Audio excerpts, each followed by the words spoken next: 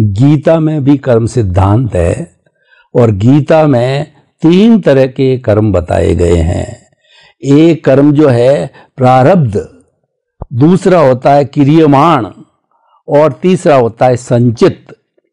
तो हर एक फिलॉसफी जो कि आत्मा में विश्वास करती है वो भी कर्मों में विश्वास अवश्य करती है, क्योंकि कर्म नहीं है तो आत्मा नहीं है। आत्मा का जो अस्तित्व है कर्म के पीछे, संसार का जो भ्रमण है वो कर्म के पीछे, अलग अलग फिलॉसफी में अलग अलग बातें हैं। तो हम गीता की दृष्टि से आपके अध्यात्म विज्ञान को जोड़ करके ये जानना चाहते हैं कि क्रियमाण, संचित और प्रारब्ध किस तरीके से आध्यात्म विज्ञान से जो है वो संबंध रखते हैं और उसका आपस में कहाँ तालमेल है। क्रियमाण कर्म का मतलब होता है कर्म बांधने की प्रक्रिया। इट इज टोटली इंटरनल होती है, बाहर दिखता नहीं है।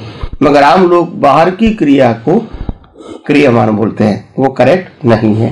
क्रियमाण का मतलब होता है मन बुद्धि चित्त के अंदर जो प्रोसेस होती है, और डेवलपमेंट भी हेल्प करता है, वर्तमान संजोग भी हेल्प करता है, और वर्तमान इस वर्त का ज्ञान भी हेल्प करता है। उससे जो प्रोसेस होके कर्म बनती है इसको कहते हैं क्रियमाण कर्म, जिसको हम सिंपल भाषा में, इंग्लिश में उसको कॉज भी बोलेंगे या तो सिंपल भाषा में इसको कर्म भी बोलेंगे।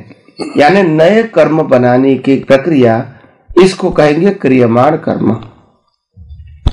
अभी ये कर्म, एक कर्म को हम कर्म कहेंगे, और पूरी लाइफ के कर्म जो होते हैं, बंच ऑफ कर्म को हम कॉजल बॉडी कहेंगे, कारण शरीर। और कॉजल बॉडी के मुताबिक कुदरत हमको ये इफेक्ट बॉडी देती है, मन वचन काया रूपी।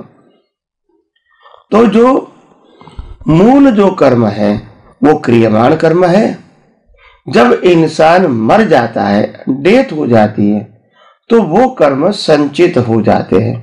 प्रारब्ध का मतलब होता है हमारे पुरुषार्थ से जो भी कर्म बने थे वो संचित में गए, और कुदरत ने अभी हमको वो संचित कर्मों की भुगतान करने के जो संजोग दिए है, वो सभी संजोगों को, चाहे मन के रूप में, वचन के रूप में, काया के रूप में, या तो साधन संपत्ति संबंध और सत्ता के रूप में जो कुछ भी मिलता है वो संचित कर्म, वो प्रारब्ध कर्म है।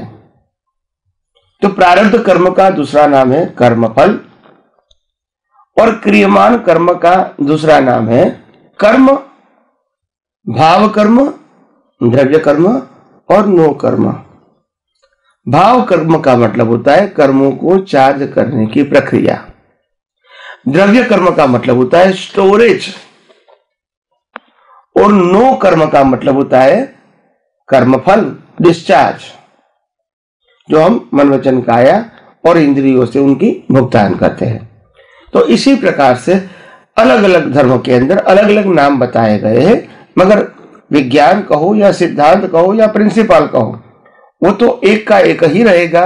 नाम बदलने से सिद्धांत परिवर्तन नहीं होता है।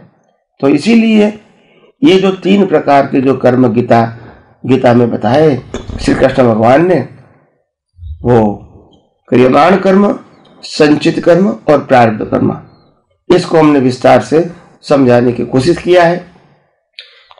मैं एक बार और रिपीट कर देता हूं। क्रियमाण कर्म का मतलब होता है कर्म बांधने की प्रक्रिया जो बाहर दिखती नहीं है। दूसरा स्टेप आया संचित कर्म। जब व्यक्ति का डेथ हो जाता है तो वो संचित कर्म में ट्रांसफर हो जाता है, यानी अभी आपका कर्म बनाने की प्रक्रिया समाप्त हो गई है, और जो भी प्रक्रिया कॉजल बॉडी के रूप में बनाया है वो संचित हो गया। अभी आप उसमें कोई परिवर्तन नहीं कर सकते। अभी वो कुदरत के रिकॉर्ड में गया। फिर कुदरत आपको संचित कर्मों के मुताबिक आपको प्रारब्ध कर्म देंगे, यानी आपको शरीर देंगे, माँ बाप देंगे, घर परिवार सब कुछ देंगे। तो जन्म से मौत तक की हर अवस्था आपको कुदरत देती रहेंगी। इसको कहेंगे प्रारब्ध कर्म।